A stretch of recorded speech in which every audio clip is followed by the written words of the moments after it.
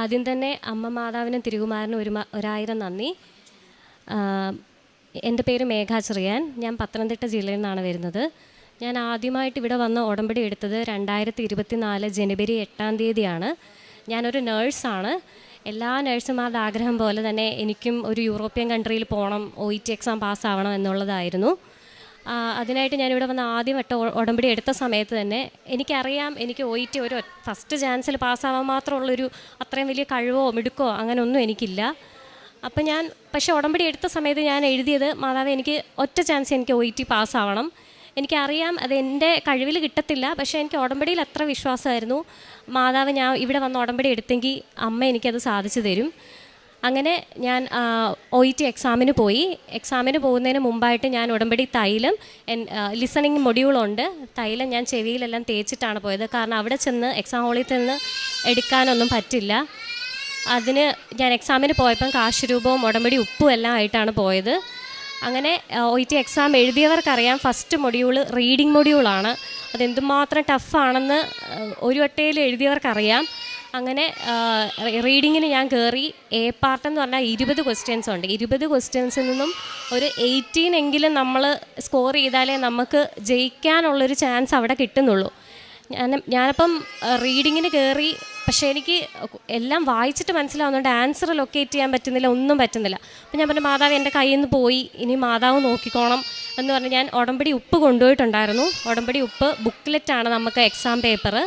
ബുക്ക്ലെറ്റിൽ ഒരു 2 തരി ബുക്ക്ലെറ്റ് വെച്ച് ഞാൻ മടക്കി കൊടുക്കുക. കാരണം എനിക്കിനി ആ പേപ്പർ ഇതിൽ കൂടുതലൊന്നും ചെയ്യാനില്ല.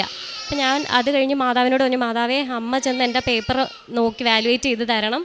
എനിക്കറിയാം ഇവിടെ ഞാൻ എക്സാം എഴുതിയിട്ടില്ലെന്ന് എനിക്ക് 100% അറിയാം. അങ്ങനെ റീഡിങ് മൊഡ്യൂൾ കഴിഞ്ഞു. ലിസണിങ് വന്നപ്പോൾ റീഡിങ്ങിൻ്റെ ഹാങ് ഓവറിൽ എനിക്ക് ഒന്നും കേൾക്കാൻ പറ്റിയിട്ടില്ല. എനിക്ക് കേട്ട പോലൊക്കെ ഞാൻ ബബിൾ ചെയ്ത് വിടുമായിരുന്നു.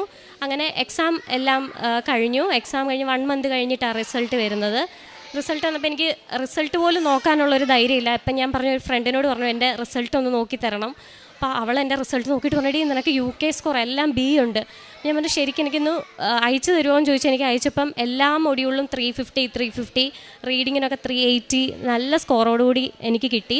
അപ്പോഴും എനിക്കറിയാം ഒരു 350 എനിക്ക് മാതാവ് വന്ന് ഇട്ട് തന്നത് എനിക്കൊന്നെങ്കിൽ എക്സാം എളുപ്പമായിരുന്നെങ്കിൽ ഈ 350 ഞാൻ എഴുതിയതായിട്ട് ഞാൻ ഒരുപക്ഷെ ഞാൻ കരുതിയേനെ.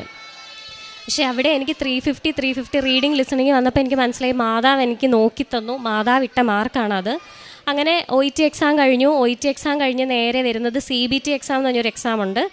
ആ എക്സാമിന് സമയത്തും മാതാവിൻ്റെ ഉടമ്പടി തൈലവും കാശുരൂപ ഉപ്പും ഒക്കെ കൊണ്ടുപോയിട്ടാണ് ഞാൻ പാസ്സായത്. അതും ഫസ്റ്റ് ചാൻസിൽ പാസ്സായി. എക്സാം ഹോളി പേടിച്ച് ആദ്യം കയറിയത് ഞാൻ. എക്സാം കഴിഞ്ഞ് ആദ്യം കോൺഫിഡൻ്റായിട്ട് ഇറങ്ങിയത് ഞാൻ തന്നെയാണ്. അതിൻ്റെ മാതാവ് എന്നെ സഹായിച്ചിട്ട് മാത്രമാണ്. അത് കഴിഞ്ഞ് ഇൻ്റർവ്യൂവിന് വേണ്ടി ഒരു വെയിറ്റിംഗ് ആയിരുന്നു. ഇപ്പോൾ അറിയാം, UK റിക്രൂട്ട്മെൻറ്റ് എല്ലാം ഷട്ട് ഡൗൺ ആയി. ഒന്നും റിക്രൂട്ട്മെൻറ്റ്സേ ഇല്ല, ഇൻ്റർവ്യൂ ഇല്ല. നഴ്സുമാർക്ക് പഴയ പോലെ അവസരങ്ങളില്ല എന്ന് ഞാൻ മനസ്സിലാക്കി.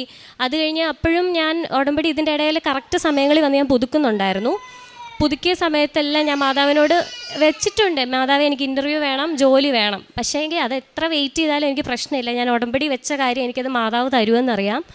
അങ്ങനെ ഇൻ്റർവ്യൂവിന് വേണ്ടി വെയിറ്റ് ചെയ്തുകൊണ്ടിരിക്കുന്ന സമയത്ത് വന്ന് പുതുക്കുകയും പ്രേക്ഷിത പ്രവർത്തനമായിട്ട് പത്രമൊന്നും എനിക്കങ്ങനെ എല്ലാവർക്കും നമുക്ക് തുടക്കത്തിലൊരു മടി കാണും. പക്ഷേ പത്രം എല്ലായിടത്തും കൊടുക്കും. ചിലയിടത്തും നമുക്കൊരു നാണംകേടും കാര്യങ്ങളൊക്കെ കാണും. പക്ഷെ അച്ഛൻ എപ്പോഴും ധ്യാന പ്രസംഗത്തിലൊക്കെ പറഞ്ഞിട്ടുണ്ട്, നിങ്ങൾ അവിടെ ഒന്ന് നാണം കെടുന്നത് നിങ്ങൾക്ക് അവിടെ മാതാവിൻ്റെ അടുത്തൊന്ന് മെറിറ്റ് കിട്ടിക്കൊണ്ടിരിക്കുക. ഒരിടത്തുനിന്ന് ഒരിപ്പം പലരും പല മനോഭാവക്കാരാണ്. നമ്മൾ കൊടുത്ത പത്രമൊന്നും അങ്ങനെ സ്വീകരിക്കുന്നവരായിരിക്കില്ല. പക്ഷെ ആ നാണംകേടൊക്കെ ഞാൻ മാറ്റി വെച്ച് പത്രം ബസ് സ്റ്റാൻഡുകൾ, റോഡ് നടന്ന് എല്ലാവർക്കും കൊടുക്കും. വേറെ സ്ഥലങ്ങളിൽ ചെന്ന് പോയി പത്രം കൊടുക്കാൻ എനിക്ക് അങ്ങനെ ഒരു മനസ്സുണ്ടായിരുന്നു. അങ്ങനെ ഞാൻ പത്രം ഇങ്ങനെ കൊടുത്തുകൊണ്ടിരുന്ന സമയത്ത് എൻ്റെ ഒരു ജൂനിയർ കുട്ടിയെ ഞാൻ കണ്ടു. അപ്പോൾ ആ കുട്ടി വഴി എനിക്കൊരു ഏജൻസിയുടെ നമ്പർ തന്നു. അപ്പം OET പാസ്സായ നമ്മൾ ഓൾറെഡി നമ്മുടെ പ്രോസസ്സിങ് തുടങ്ങും ഒരു ഏജൻസി വഴി. അതല്ലാതെ വേറൊരു ഏജൻസി വഴി ആ കുട്ടി എനിക്ക് നമ്പർ തന്നു. അത് ഞാൻ കോൺടാക്റ്റ് ചെയ്തു. ആ വഴി, അതായത് മാതാവിൻ്റെ ഇടപെടൽ അവിടെയുണ്ട്. ആ വഴിയാണ് എനിക്കൊരു ഇൻ്റർവ്യൂ വന്നത്. ആ ഇൻ്റർവ്യൂ വന്നിട്ട് ഞാൻ വർക്ക് ചെയ്യുന്നുണ്ടായിരുന്നു. ഇപ്പം ഞാൻ റിസൈൻ വെച്ച് ഇറങ്ങിയതാണ്. എൻ്റെ കൂടെ ഉള്ള ബാച്ചിലെ കുട്ടികൾക്കൊക്കെ ഇൻ്റർവ്യൂ അറ്റൻഡ് ചെയ്യാൻ പറ്റി, പക്ഷേ അവർ പാസ്സായിട്ടില്ല. അത് കഴിഞ്ഞുള്ള ബാച്ചായിരുന്നു ഞാൻ. അപ്പം ഞാൻ അതിൽ പാസ്സായി. ഒറ്റ വെട്ടത്തിൽ പാസ്സായെങ്കിൽ എനിക്കറിയാം അതെൻ്റെ മാതാവ് എനിക്ക് വേണ്ടി തന്ന ചാൻസ്, എനിക്ക് മാതാവ് തന്നൊരു തുറന്ന വഴിയാണത്. അതിനുശേഷം ഓൺലൈൻ ഇൻ്റർവ്യൂ ആയിരുന്നു. ഞാൻ വീട്ടിലിരുന്ന റൂമിലാണ് നമ്മുടെ ഇൻ്റർവ്യൂ നടക്കുന്നത്. ഉടമ്പടി ഉപ്പെല്ലാം എൻ്റെ ടേബിളിലെല്ലാം വെതറിയിട്ടാണ് ഞാൻ അവിടെ ഇരുന്ന് എക്സാമിന് ഇൻ്റർവ്യൂവിന് അറ്റൻഡ് ചെയ്തത്. ഇൻ്റർവ്യൂ അറ്റൻഡ് ചെയ്ത സമയത്ത് എനിക്കറിയാം ഞാൻ നിർത്താതെ അങ്ങ് പറയുന്നുണ്ട്. അപ്പം ഞാൻ ഇടയ്ക്കൊന്ന് പോസ് ചെയ്തിട്ട് ഓർക്കും, ഇത് ഞാൻ തന്നെയാണോ പറയുന്നത്, മാതാവേ താങ്ക് യു, ഞാനല്ല ഇത് പറയുന്നത്, എനിക്കറിയാം മാതാവ് എന്നെ സഹായിച്ചുകൊണ്ടിരിക്കുകയാണ് പറയുന്ന സമയത്ത്. അപ്പോഴേ എനിക്ക് മനസ്സിലായി എനിക്ക് ഇൻ്റർവ്യൂ കിട്ടും. അങ്ങനെ ഇൻ്റർവ്യൂ കിട്ടിയും ബാക്കി പ്രോസസ്സിങ് എല്ലാം തുടങ്ങി കഴിഞ്ഞ് എനിക്ക് ഇതിൻ്റെ ഒരു മാൻഡേറ്ററി ആയിട്ട് ഞാൻ ഹെൽത്ത് കെയർ പ്രൊഫഷണൽ ആയതുകൊണ്ട് കോവിഡ് സർട്ടിഫിക്കറ്റ് വേണമായിരുന്നു. അപ്പോൾ രണ്ടും എനിക്ക് ആകെ ഒരു സർട്ടിഫിക്കറ്റേ ഉള്ളൂ. മറ്റേത് ഞാൻ വേറൊരു നമ്പറിലായിരുന്നു, അതൊക്കെ പോയി എൻ്റെ ഇന്ന് നമ്പർ. അങ്ങനെ സർട്ടിഫിക്കറ്റ് കിട്ടാൻ ഒരു മാർഗ്ഗവും ഇല്ല. അതായത് കസ്റ്റമർ കെയറിൽ വിളിക്കുന്നു, എല്ലായിടത്തും വിളിച്ചപ്പോൾ അവരെല്ലാം ഇങ്ങനെ ചെയ്യും അങ്ങനെ ചെയ്യൊന്നും കിട്ടുന്നില്ല. എനിക്ക് ഭയങ്കര വിഷമമായിട്ട് ഞാൻ പറഞ്ഞു, മാതാവ് ഇത്രത്തോളം എത്തിച്ചിട്ട് എനിക്ക് ഈ സർട്ടിഫിക്കറ്റിൻ്റെ കാര്യം എനിക്ക് പ്രോസസ്സിങ് ബാക്കി ചെയ്യാൻ പറ്റുന്നില്ലല്ലോ. അങ്ങനെ ഞാൻ ഇവിടെ വന്നു. ഒരു സൺഡേ ധ്യാനം കൂടാമെന്ന് വെച്ച് ഇവിടെ വന്നു. ഭയങ്കര തിരക്കായിരുന്നു. ലാസ്റ്റിൽ അവിടെ നിന്നു. അപ്പോൾ ഇങ്ങനെ ധ്യാനത്തിൻ്റെ ലാസ്റ്റിൽ ബഹുമാനപ്പെട്ട ജോസഫ് അച്ഛൻ പറയുന്നുണ്ട്, സർട്ടിഫിക്കറ്റ് വിത്ത് ആയവരെ, സർട്ടിഫിക്കറ്റിൻ്റെ തടസ്സമുള്ളവരുടെ ഒക്കെ മാറി കിട്ടുന്നെന്ന് പറയുന്നു. തിരക്കെല്ലാം കഴിഞ്ഞ് ധ്യാനം കഴിഞ്ഞ് ഞാൻ ഇങ്ങനെ മാതാവിൻ്റെ ഇവിടെ മുമ്പിൽ വന്ന് ഇവിടെ നിന്നു. അപ്പോൾ എൻ്റെ നിർത്താതെ ഫോൺ കോളൊക്കെ വന്നുകൊണ്ടിരിക്കുന്നത്. ഞാൻ എന്തുവാ ഇതിൻ്റെ ഇടയിൽ ഞാൻ ട്രൈ ചെയ്യുന്നുണ്ടായിരുന്നു ഈ എങ്ങനെയും പഴയ നമ്പറിൽ എങ്ങനെയെങ്കിലും ഇതൊന്ന് കിട്ടുമോ എന്നറിയാൻ. അങ്ങനെ ഇവിടെ ഇരുന്ന് ഞാൻ പെട്ടെന്ന് ഫോൺ നോക്കിയപ്പോൾ എൻ്റെ ഹസ്ബൻഡാണ് വിളിച്ചുകൊണ്ടിരിക്കുന്നത്. അപ്പോൾ വാട്സപ്പിൽ ഒരു മെസ്സേജും വന്നു, കോവിഡ് സർട്ടിഫിക്കറ്റ് വന്നു. അപ്പോൾ എനിക്ക് എന്തുവാന്ന് മനസ്സിലായില്ല. കാരണം ഇത് എങ്ങോന്നും എനിക്ക് കിട്ടത്തില്ല. ഈ നമ്പറിൽ തന്നെ ആണെങ്കിൽ ഒറ്റ സർട്ടിഫിക്കറ്റ് എനിക്ക് കിട്ടുകയുള്ളൂ. ഇത് 2 ഡോസിൻ്റെയും സർട്ടിഫിക്കറ്റായിട്ട് എനിക്ക് ആ സർട്ടിഫിക്കറ്റ് ഞാൻ ഇവിടെ വന്നിരുന്നു. എനിക്ക് എന്തോ ചെയ്യണം എന്നറിയത്തില്ല. മാതാവിനോട് പിന്നെ ഒത്തിരി താങ്ക്സ് പറഞ്ഞിട്ട് പോയി. കാരണം എനിക്കറിയാം നമ്മുടെ മെറിറ്റും നമ്മുടെ കഴിവും നിന്നു പോകുന്നിടത്ത് മാതാവ് നമ്മളെ സഹായിക്കാനായിട്ട് വരും.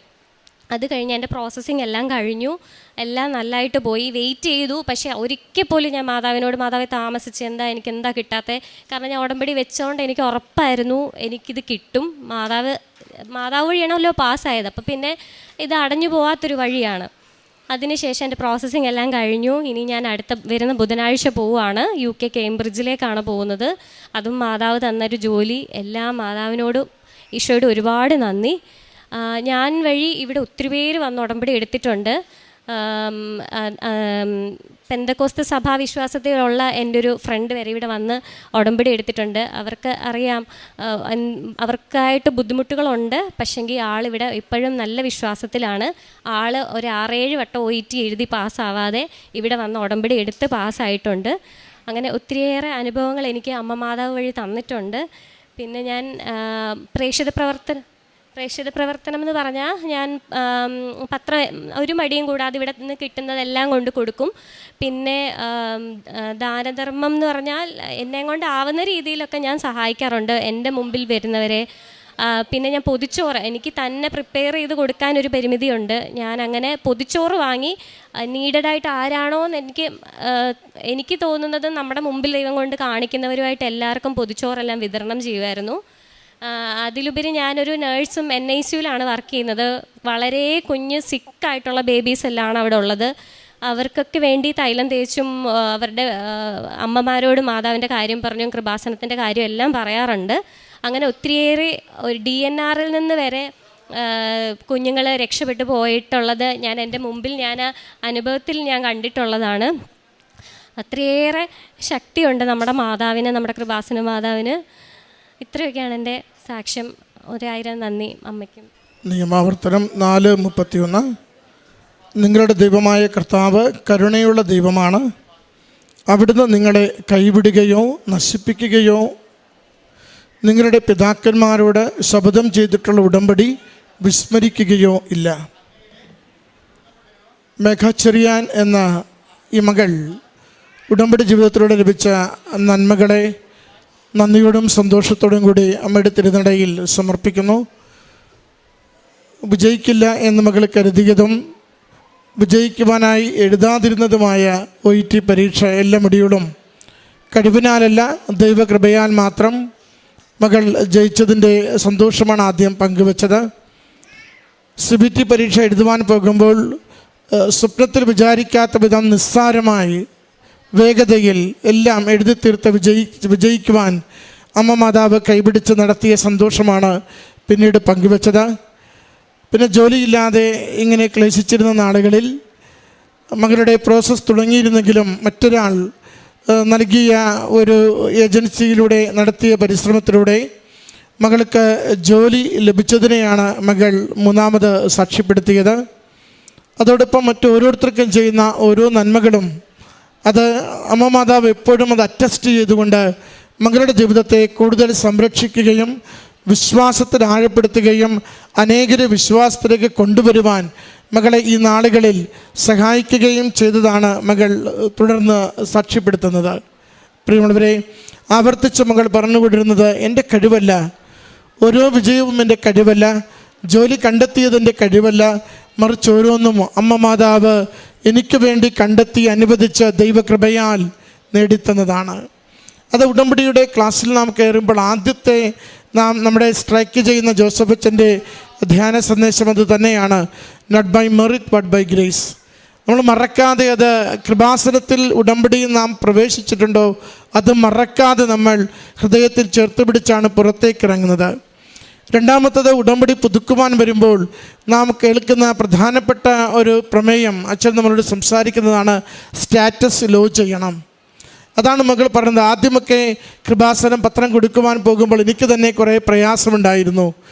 അത് എൻ്റെ നിലവാരത്തെക്കുറിച്ച് മറ്റുള്ളവരുടെ മുമ്പിൽ ചെറുതാകണമല്ലോ, ഇത് കൊടുക്കണമല്ലോ എന്നൊക്കെ എനിക്ക് തന്നെ വൈഷമ്യങ്ങളുണ്ടായിരുന്നു. എന്നാൽ എപ്പോഴാണോ ഇതൊരു സുവിശേഷ പ്രവർത്തനമായി, ദൈവനാമത്തെ മഹത്വപ്പെടുത്തുന്ന പ്രവർത്തനമായി ഞാൻ സ്നേഹിച്ച് അറിഞ്ഞ് കൊടുത്തു തുടങ്ങിയത്, അപ്പോൾ മുതൽ എൻ്റെ ജീവിതത്തിൽ ദൈവികമായ ഇടപെടലുകൾ എനിക്ക് നിരന്തരം കിട്ടിക്കൊണ്ടിരുന്നുവെന്നാണ്. അതുകൊണ്ട് ഉടമ്പടിയിലായിരിക്കുന്ന നമുക്ക് എപ്പോഴും ഉണ്ടാവണം, ഒന്ന്, എൻ്റെ ആലോചനകൾ, എൻ്റെ യുക്തികൾ, എൻ്റെ ബൗദ്ധികമായ ശക്തികൾ, എൻ്റെ കയ്യിലുള്ള സമ്പത്ത്, എനിക്കുള്ള വഴികളും ബന്ധുബലങ്ങളും ഇതുകൊണ്ട് നേടാമെന്ന് കരുതി പകുതി ദൈവത്തിലും പകുതി നമ്മളിലും ആശ്രയിച്ചുകൊണ്ട് ഉടമ്പടിയിൽ പ്രവേശനമില്ല. അത് പരാജയപ്പെടുത്തേയുള്ളൂ, ഉടമ്പടി ഫലിക്കത്തില്ല. പൂർണ്ണമായി മുഴുവൻ മനസ്സോടെ ദൈവത്തിൽ ശരണപ്പെടുന്ന വ്യക്തികളായി മാറുവാൻ തീരുമാനിക്കണം. രണ്ടാമത്തത്, ഹെവി ഡ്യൂട്ടി ചെയ്യുവാൻ നമുക്കൊരു തീരുമാനമുണ്ടാവണം. നമ്മുടെ വലിപ്പങ്ങളെ കുറച്ചുകൊണ്ട് ദൈവത്തിൻ്റെ വലിയ പ്രവൃത്തികൾ അനുഭവിക്കുവാനായി നമുക്ക് എന്തൊക്കെ എങ്ങനെയൊക്കെ ചെയ്യാനാകുമോ അത് കാരുണ്യ പ്രവൃത്തികളിലൂടെ, പ്രേക്ഷിത പ്രവർത്തനങ്ങളിലൂടെ ചെയ്യുവാൻ നമ്മൾ സന്നദ്ധരാകുമ്പോൾ അടഞ്ഞിരിക്കുന്ന വാതായനങ്ങൾ പോലും തുറന്ന് അതിലൂടെ പ്രവേശിക്കുന്ന സന്തോഷം നമുക്ക് അനുഭവിക്കുവാനാവും. ഈ മകൾക്ക് ലഭിച്ച ഈ നന്മകളെ ഓർത്ത് അമ്മ മാതാവിനും തിരുക്കുമാരനും നന്ദി പറയുമ്പോൾ നമ്മുടെ അടഞ്ഞ വാതിലുകൾ തുറക്കണമേ എന്ന്, വഴിമുട്ടിയ ജീവിതം മുന്നോട്ട് കൊണ്ടുപോകുവാൻ സഹായിക്കണമേ എന്ന്, എഴുതുന്ന പരീക്ഷകൾ വിജയിക്കണമേ എന്ന് അമ്മയുടെ തിരുനടയിൽ നമുക്ക് പ്രാർത്ഥിക്കാം. കരങ്ങളടിച്ച് ഈ സാക്ഷ്യം നമുക്ക് സമർപ്പിക്കാം. അത്യപൂർവ ദൈവാനുഭവങ്ങൾ ഇനി നിങ്ങൾക്കും സ്വന്തം. ഈ യൂട്യൂബ് ചാനൽ ഇതുവരെ സബ്സ്ക്രൈബ് ചെയ്തിട്ടില്ലെങ്കിൽ ഇപ്പോൾ തന്നെ സബ്സ്ക്രൈബ് ചെയ്യുക. ഈ വീഡിയോ ഇപ്പോൾ തന്നെ നിങ്ങളുടെ സുഹൃത്തുക്കൾക്ക് ഷെയർ ചെയ്തുകൊണ്ട് കർത്താവിൻ്റെ പ്രേക്ഷിതരാകുക.